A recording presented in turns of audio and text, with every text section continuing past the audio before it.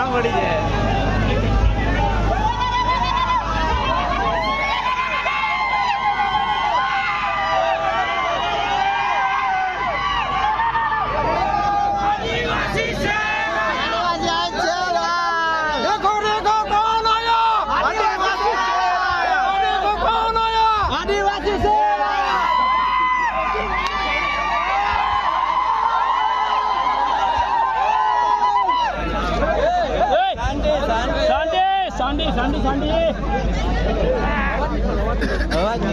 एक भी कोई भी और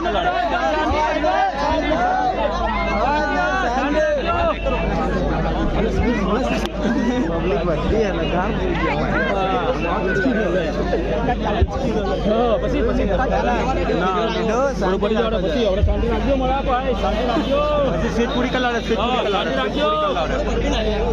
મજા નહીં આવે બહુ પ્રાઇવેટ એન્ટ્રી છે આના માટે ના બહુ પ્રાઇવેટ એન્ટ્રી ના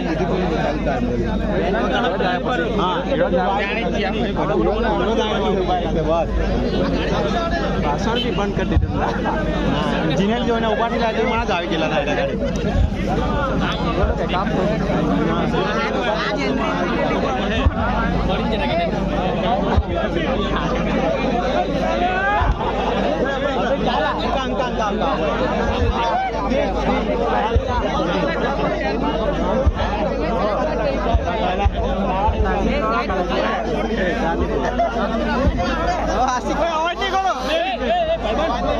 भाईबंद बिल्कुल भी नॉर्मल शांति रखो भाई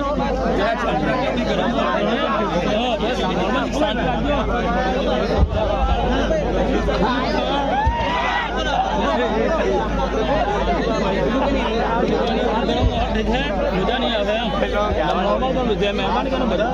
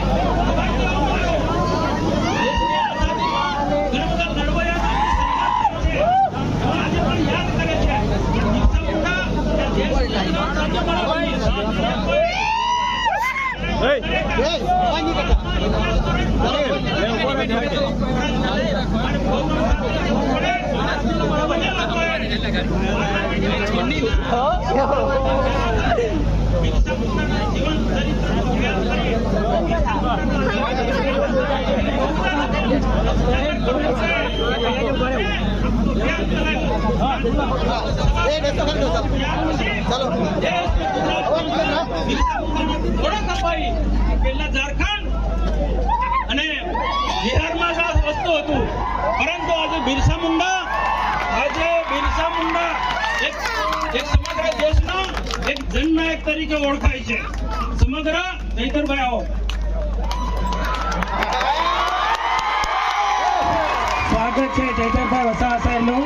પરંતુ આપણે સંસદ સભ્યશ્રી જ્યારે વક્તવ્ય આપી રહ્યા છે શાંતિ જાળવીશું. દરેક શ્રોતાઓને વિનંતી કે શાંતિ જાળવે.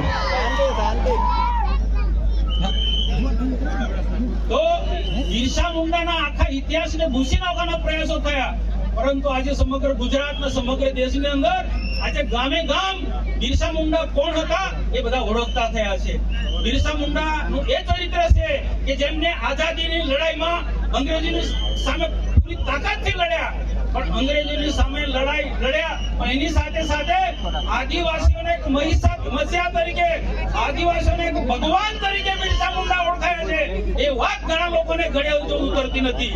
આદિવાસીઓ એ વખતે અંગ્રેજોના સમયની અંદર, અંગ્રેજોના શાસનની અંદર આદિવાસીઓ આગળ આવે, આદિવાસીની પ્રગતિ થાય, આદિવાસી એકલો ગુલામી ના કરે, એના માટે બિરસા મુંડાએ 25 વર્ષની વયે પણ જબરદસ્ત ક્રાંતિકારી કામ કર્યું છે.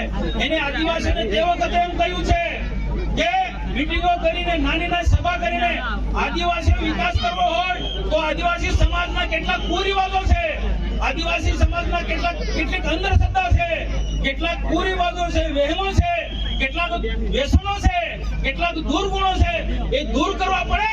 આ વાત બિરસા મુંડાએ કહી છે. અને સાથે સાથે એ કહ્યું છે અંધશ્રદ્ધા દૂર થાય, કુરિવાજો દૂર થાય અને સારું શિક્ષણ પ્રાપ્ત કરે. આ સારા શિક્ષણની વાત બિરસા મુંડાએ કહી છે. અંગ્રેજી શિક્ષણની વાત કરી છે. આદિવાસી સમાજ ભણી ગણીને ઉચ્ચ સ્થાન પર જાય તો જ આદિવાસીનો સાચો વિકાસ થાય. આ બિરસા મુંડાના જીવન ચરિત્રમાંથી આપણને જોવા મળે છે કે આજે બિરસા મુંડા જન્મજયંતિએ આપ સૌ મારા આદિવાસી ભાઈ બહેનોને મારી એ જ નમ્ર અપીલ છે. મારી એ જ નમ્ર અપીલ છે ને હંમેશા હું આ જ વાત કરું છું કોઈ પણ જગ્યાએ કે આદિવાસીનો સાચો વિકાસ કરવો હોય તો આપણા આદિવાસી યુવાનોને યોગ્ય દિશા આપવી પડશે, યોગ્ય શિક્ષણ આપવું પડશે.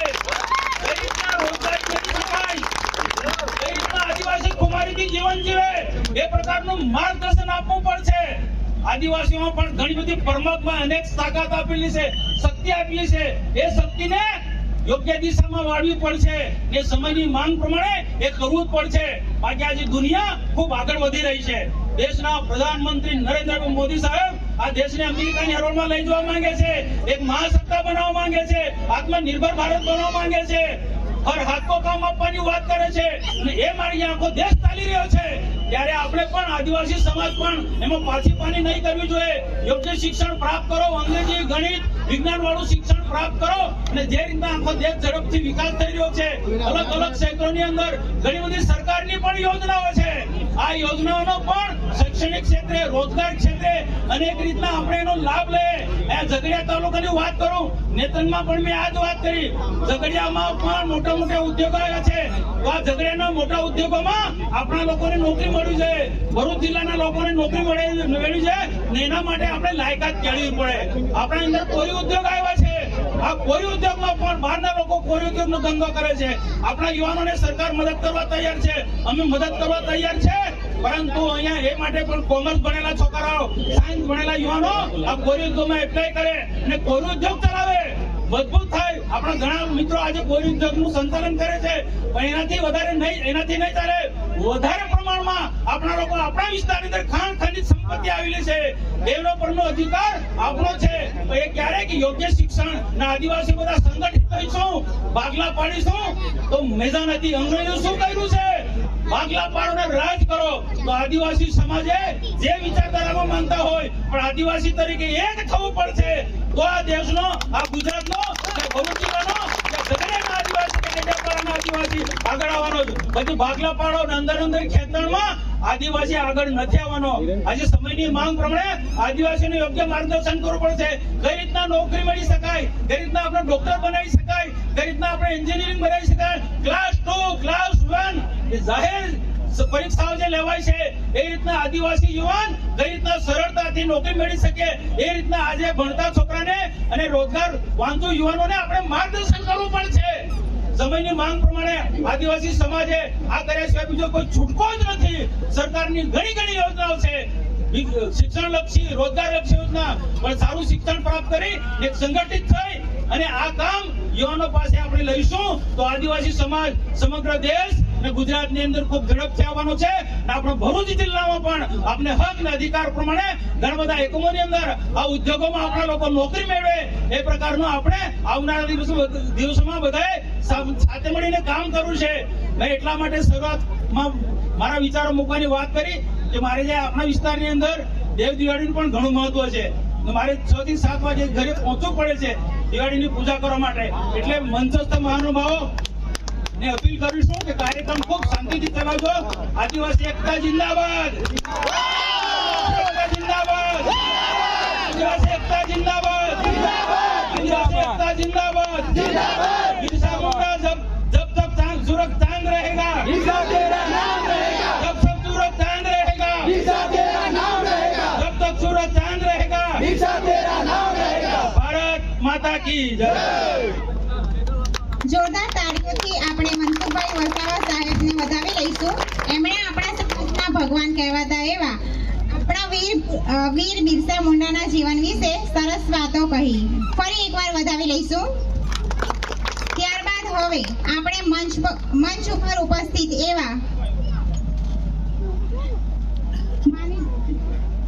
ડેડિયાપાડા મત વિસ્તારના માનનીય ચેતરભાઈ વસાવા કે જેઓ ધારાસભ્ય શ્રી છે, તેઓ આપણી બિરસા મુંડા પ્રતિમા છે એને ફૂલહારથી અનાવરણ કરશે.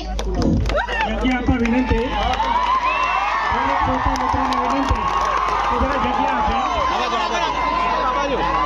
દરેક શ્રોતા મિત્રોને વિનંતી છે જગ્યા આપે. સહકાર આપે એવી અપેક્ષા.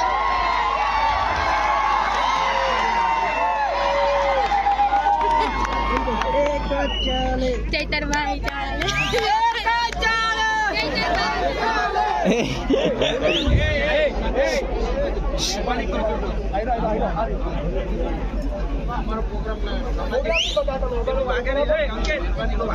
વાગે નહીં સાહેબ.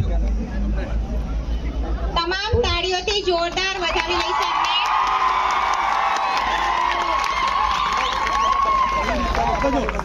ભગવાન બિરસા મુંડા કી જય. ભગવાન બિરસા મુંડા કી જય. ભગવાન બિરસા મુંડા કી જય. જય આદિવાસી. છે ને અનિલભાઈ પાસે છે ને